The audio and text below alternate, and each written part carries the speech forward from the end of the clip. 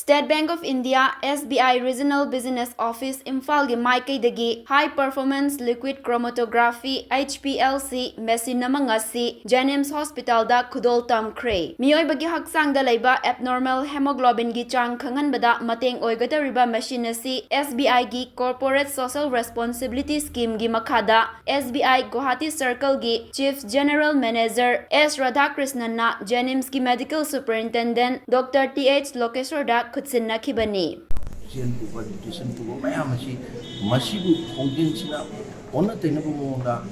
abnormal behavior structure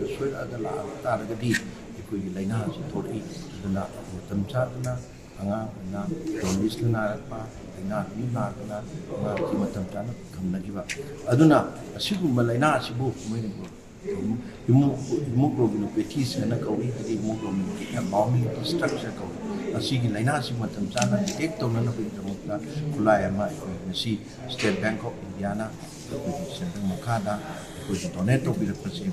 rauti machine na matam chana tawlagadi congenital hedi mapu polakpa mi makhata mi pa ki ma nauna bu matam na ma sa da masuda ma offspring na thorka to laina kaya ti nga toktana matam chadana khamnagi daba atu oiraktana bagi damakta tawtumba yamna phaba khulai kalam ni HPLC habchi State Bank of India na funding dorga akoi pathology department ta hematology section da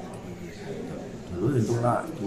jam nomor kita toy yang nyori bapa profesor peneliti organisasi mak inisiatif kita orang State Bank pihak peneliti presasina jika kita mencapai lobby bah macam sana mampu detect lobby bah counseling tahu bah hari magi off sindo kita bah or macam sana lah lagi dapat fokus talk dengan kita bibir lain. We are very happy and we are very much pleased to the benevolent nature of the people of the SBI.